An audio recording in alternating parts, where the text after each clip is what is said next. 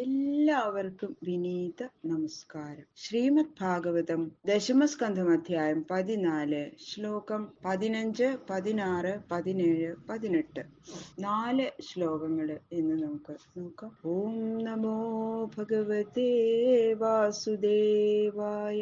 ഓം നമോ ഭഗവതേ വാസുദേവായ. ശ്ലോകം 15. തച്ചേജ്ജലസ്ഥം തവ സജ്ജഗദ്വപു കിം മേ ന ദൃഷ്ടം ഭഗവൻ തദൈവ കിം വാ സുദൃഷ്ടം ഹൃദി മേ തദൈവ കിം നോ സപദ്യേവ പുനർവ്യദർശി. അല്ലയോ അനന്ത ഐശ്വര്യ നിവാസസ്ഥാനമായിരിക്കുന്ന ഭഗവൻ, സകല ലോകത്തിന്റെയും ആശ്രയമായിരിക്കുന്ന ആ കമലനാളത്തിന്റെ ആവാസമായിരുന്ന ഇന്ദിരവടിയുടെ ആ ദേഹം ജലത്തിൽ മാത്രം കിടക്കുന്നതായിരുന്നു വെച്ചാൽ അപ്പോൾ തന്നെ ഞാൻ ആ കമലനാളത്തിന്റെ ആശ്രയം ആരാണെന്ന് അറിയാനായി തിരഞ്ഞപ്പോ ആ ജലത്തിൽ കാണാതിരിക്കാൻ എന്താ കാരണം? അപ്പൊ തന്നെ അന്ധകരണത്തെ അടക്കി തപസ് ചെയ്തപ്പോ ഹൃദയത്തില് നന്നായിട്ട് കാണാൻ ഇടയായത് എങ്ങനെ? ഉടൻ തന്നെ ആ തപസ്സിൽ നിന്ന് പുറത്തു വന്നപ്പോ വീണ്ടും കാണാത്തത് എന്തുകൊണ്ടാണ്? പരിച്ഛിന്ന മൂർത്തിയായിരുന്നുവെങ്കിൽ ആ പുറത്ത് ബാഹ്യത്തിൽ കാണേണ്ടതായിരുന്നു. അങ്ങനെ കാണാതെയും ഹൃദയത്തിൽ കാണുകയും ചെയ്തതുകൊണ്ട് അങ്ങ് സർവവ്യാപി തന്നെ എന്നതിൽ ഒരു സംശയവും ഇല്ല എന്ന് പറയുന്നു ബ്രഹ്മ. അത്രൈവ മായാധമനാവതാരേ ഹി അസ്യ പ്രപഞ്ചസ്യ ബഹിസ്ഫുടസ്യ കൃഷ്ണസ്യ ചാന്തർജഠരേ ജനന്യാ മായാത്വമേവ പ്രകടീകൃതം തേ. എന്നു മാത്രമല്ല, ഈ ജലം മുതലായിട്ടുള്ള ആ പ്രപഞ്ചം സത്യമാണെങ്കിൽ ആ പ്രപഞ്ചത്താൽ അങ്ങയ്ക്ക് പരിച്ഛേദം സംഭവിക്കും. പ്രപഞ്ചം തന്നെ സത്യമല്ല, മായാവിലസിതമാണെന്ന് അങ്ങ് തന്നെ കാട്ടിക്കൊടുത്തിട്ടുണ്ടല്ലോ. ആ സംഗതി ഇതാ 3 ശ്ലോകം കൊണ്ട് പറയാണ്. അങ്ങയെ ആശ്രയിക്കുന്ന ഭക്തന്മാരെ മായാബാധ കൂടാതെ കാത്തുരക്ഷിക്കുന്നവനെ ഈ അവതാരത്തിൽ തന്നെ ബാഹ്യത്തില് പ്രത്യക്ഷമായി കാണപ്പെടുന്ന ഈ പ്രപഞ്ചം സമസ്തവും സത്യമല്ല എന്ന് അങ്ങയുടെ അമ്മയായ യശോദമ്മയ്ക്ക് കാട്ടിക്കൊടുത്തിട്ടുണ്ടല്ലോ.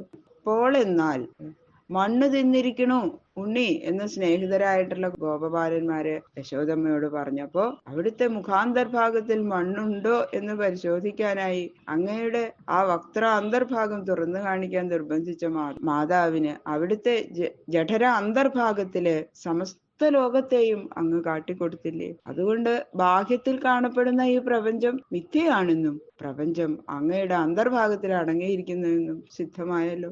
യസ്യ കുഠാവിദം സർവം സാത്മം ഭാതി യഥാ തഥാ ത്വയ്യപീഹ തൽസർവം കിമിതം മായയാ വിനാ.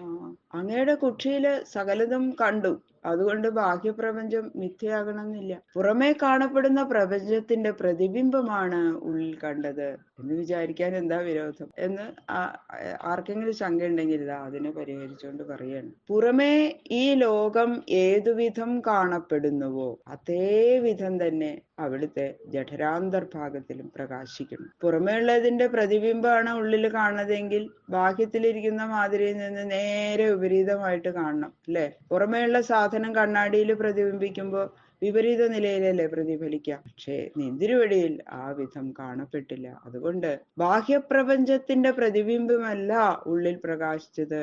ഉള്ളിൽ പ്രപഞ്ചത്തെ കണ്ടതുകൂടാതെ നിന്തിരുവടിയെയും അതോടൊരുമിച്ച് കണ്ടു. ഭഗവാനെയും കൂടി അല്ലെ വായ പൊളിച്ചിരിക്കുന്ന കണ്ണന് യശോദയും കൂടി യശോദ പുറത്തു കണ്ടു. അപ്പൊ പ്രപഞ്ചം പ്രതിബിംബിക്കാൻ കണ്ണാടിയുടെ സ്ഥാനം സ്വീകരിച്ച നിന്തിരുവടിയിൽ താൻ തന്നെ പ്രതിബിംബിക്കാൻ പാടില്ലാത്തതാണ്. അതുകൊണ്ട് ഈ വിധം പ്രകാശിച്ചു കണ്ടത് മായയല്ലെങ്കിൽ പിന്നെ എന്താ ഇന്നതെന്ന് പറയാൻ ഒരിക്കലും സാധിക്കില്ല. അതുകൊണ്ട് ഇത് സകലവും മായ തന്നെ എന്ന് ഉറപ്പിക്കുന്നു ബ്രഹ്മാവ്.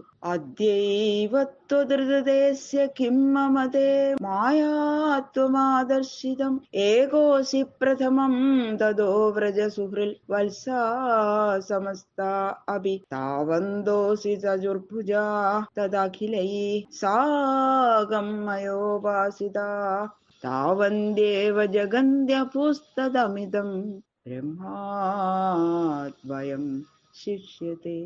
നിന്തിരുവടി അങ്ങയുടെ ജനനിക്ക് ജഗന്മിഥ്യാത്വത്തെ കാട്ടിക്കൊടുത്തു എന്ന് മാത്രമല്ല, എനിക്കും ഇപ്പോൾ അത് അനുഭവപ്പെടുത്തി തന്നിരിക്കുന്നു എന്ന് പറയാണ് ബ്രഹ്മാവ്. ഭഗവാനെ, അവിടുത്തെ കൂടാതെ ഈ ലോകത്തിൽ മറ്റൊന്നില്ല, ഉണ്ടെന്ന് കാണുന്നുണ്ടെങ്കിൽ അത് മുഴുവനും മായ തന്നെ എന്ന് എനിക്കിപ്പോ അങ്ങ് കാട്ടി തന്നില്ലേ.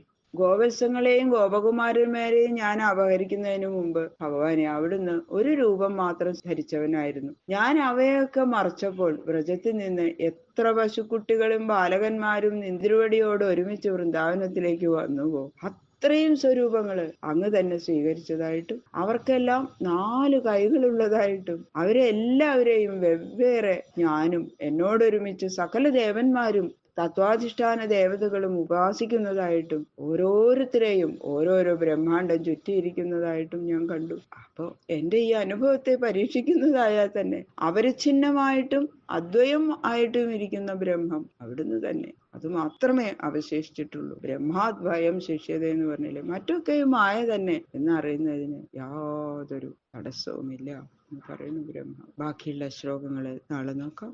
സർവത്ര ഗോവിന്ദനാമ സങ്കീർത്തനം, ഗോവിന്ദ ഗോവിന്ദ ഗോവിന്ദ.